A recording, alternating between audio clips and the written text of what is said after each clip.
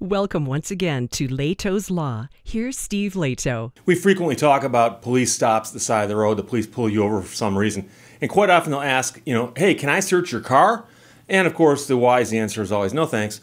But if you say no, then they'll often try to figure out ways to get in and search the car anyway. And one of the most common things, and people comment on this all the time, is them to say, oh, I think I smell marijuana. I smell weed.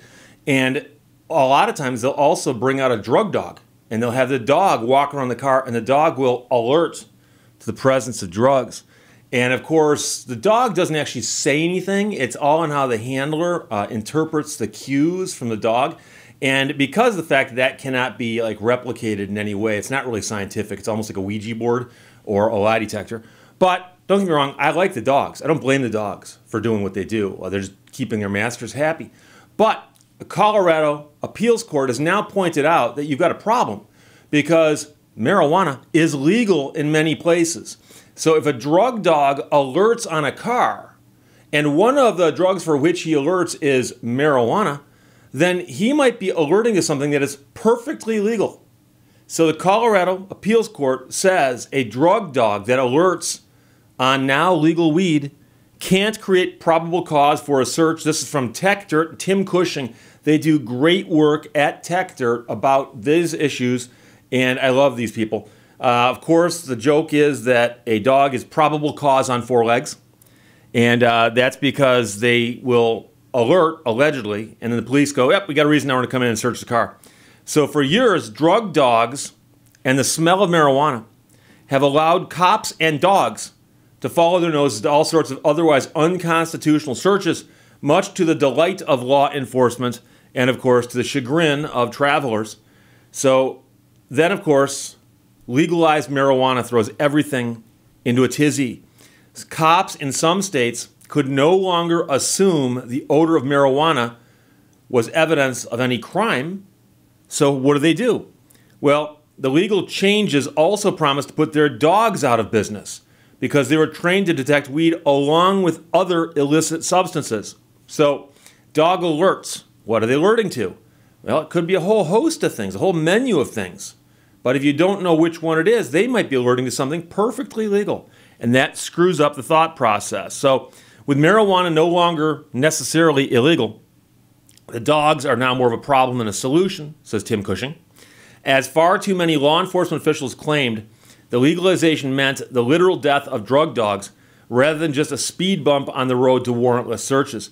Marijuana has been legal in Colorado now for almost 10 years, and yet cops there still use the dogs and say, yeah, the dog alerted on something, and that gives them the excuse then to search the car.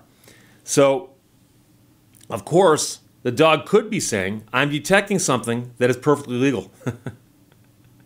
Can they retrain the dogs? Or do they have to get a whole new host of dogs and train them, okay, find this but not this. No, not that, this.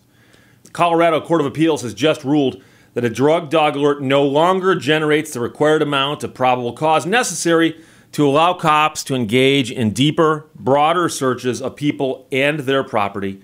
This is straight from the opinion. In 2017, Drug Task Force investigators were following a suspected high-level dealer when he visited another person's home.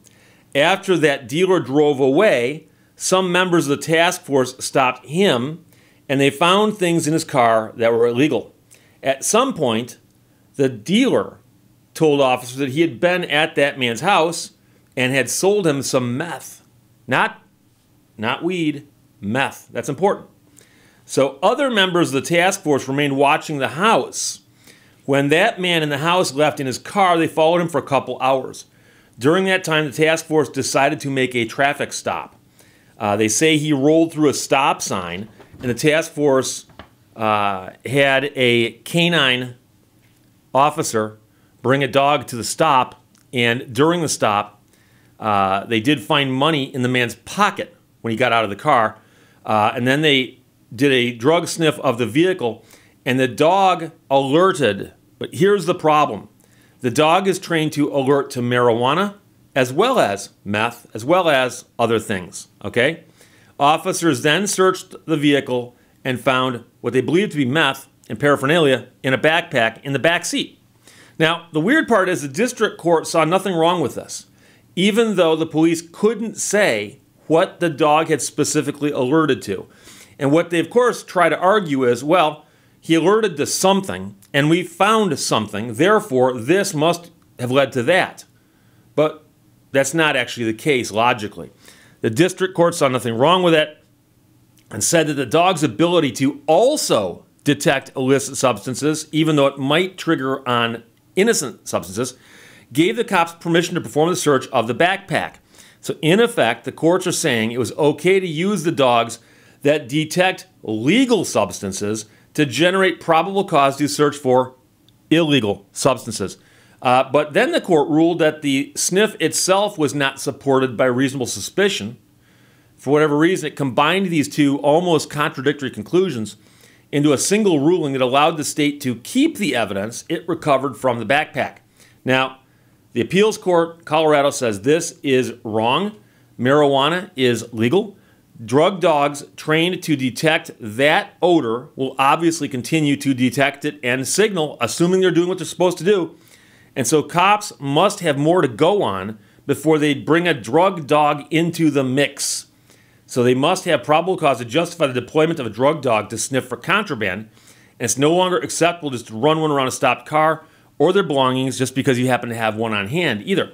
Now, when a dog trained to alert to both marijuana and illegal substances, the handler does not know if the dog is alerting to contraband or a legal substance. Therefore, a dog sniff from a dog trained to detect marijuana is a search, and it intrudes on a person's reasonable expectation of privacy in lawful activity.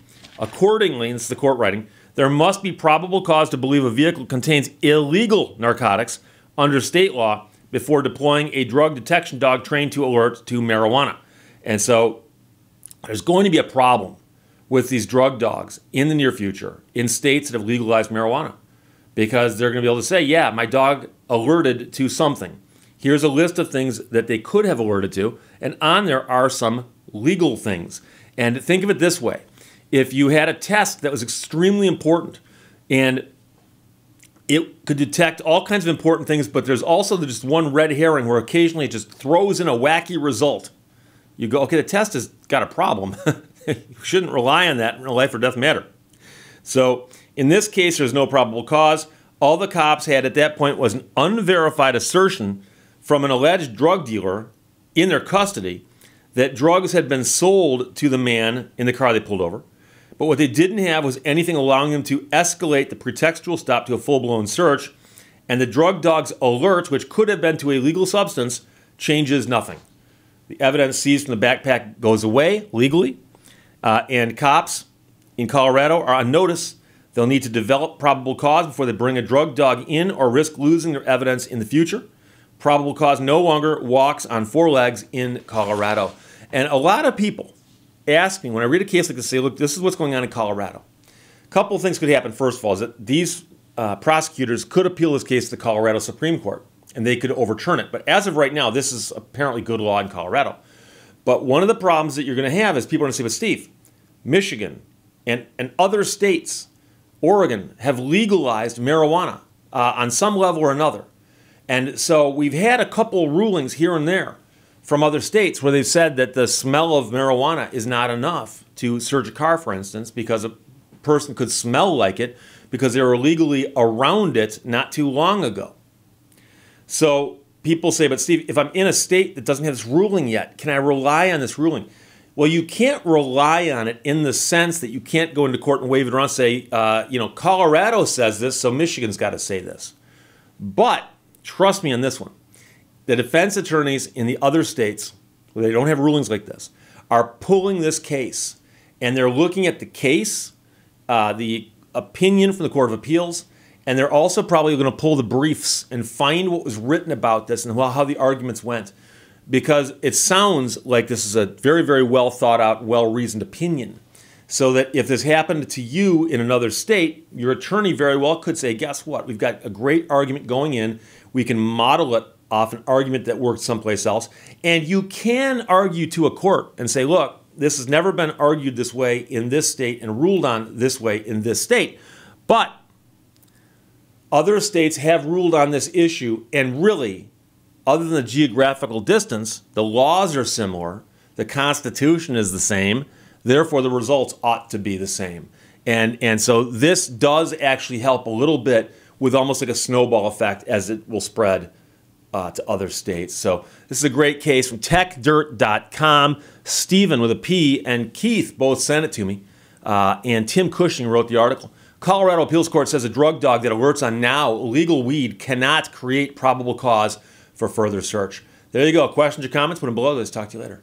Bye-bye. Thank you for watching Lehto's Law. Radio is the only medium appealing to the ear alone.